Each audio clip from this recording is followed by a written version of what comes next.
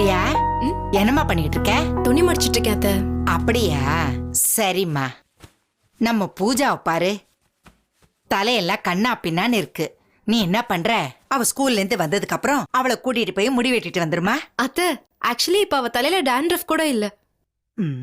In fact எண்ணெய் வச்சு வார வாரம் கரெக்டா தலைக்கு குளிச்சு கிளீனா வச்சிருக்கா தலைய. முடி நல்லா தானே இருக்கு, அத போய் ஏன் வெட்டுறீங்க? அது சரிம்மா, இதெல்லாம் சொல்றதுக்கு நான் யாரு? எனக்கு இந்த காலத்தை பத்தி என்ன தெரியும்? பிள்ளைங்களை வளர்க்க தெரியுமா, இல்ல அதுங்களை வச்சு பாத்துக்க தான் தெரியுமா?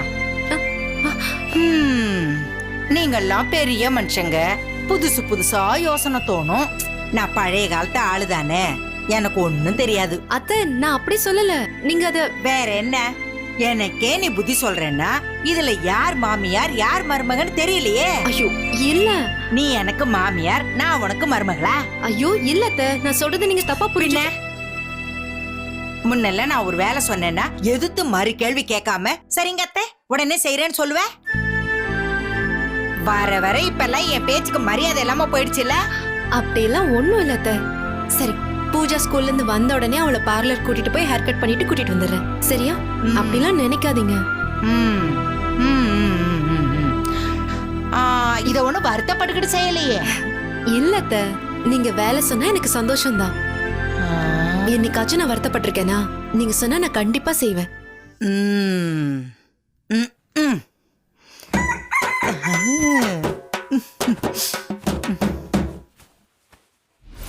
அண்ணே, அவங்க கொஞ்சம் பெரிய இடம் போல இருக்குண்ணே. என்ன எவரெஸ்ட் மேல ஏறி உட்கார்ந்துருக்கான் அவன்? என்ன பெரிய இடம்? எவ்வளவு பெரிய ஆளை சப்போர்ட்டு கூட்டு வந்தாலும் சரி, அதை விட ஒரு படி மேல போய் என்னாலையும் ஆள் பிடிக்க முடியும். எனக்கு முதல்ல அந்த அரவிந்த் யாரு, அவன் என்ன பண்றான், எல்லா டீட்டெயில்ஸும் எனக்கு வேணும்.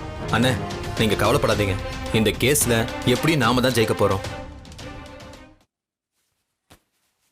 பிரியா, என்னம்மா துணியெல்லாம் மடிச்சிட்டியா? ஆச்சத்த. எனக்கு ஒரு உதவி பண்றியா? சொல்லுங்க அத்தை. என் ரூம்ல என் சேலையெல்லாம் கண்ணா பின்னான்னு கலைஞ்சு கிடக்குது. அந்த சாந்தி கிட்ட சொன்னா மடிச்சு வைக்கிறேங்கிற பேர்ல இன்னும் கலைச்சு போட்டுறா. கொஞ்சம் வந்து மடிச்சு கொடுக்குறியா? நான் வந்து மடிக்கிறேன், போங்க. சரி.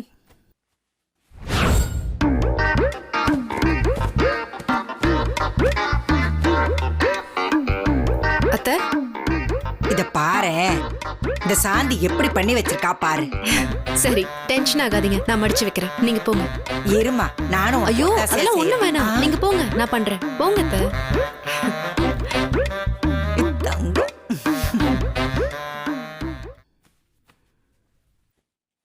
ஆத்தா மாரியாத்தா, என் மருமகளுக்கு எப்பவும் நல்லதுதான் நடக்கணும்.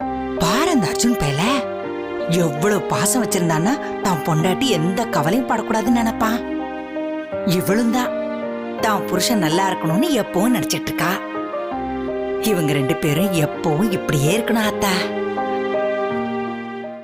சரிண்ணே, அவனை பத்தி நான் எல்லா டீடைல்ஸும் கலெக்ட் பண்ணி இன்னைக்கு ஈவினிங்குள்ள நான் தரேன். வரஞ்சி வரேண்ணே.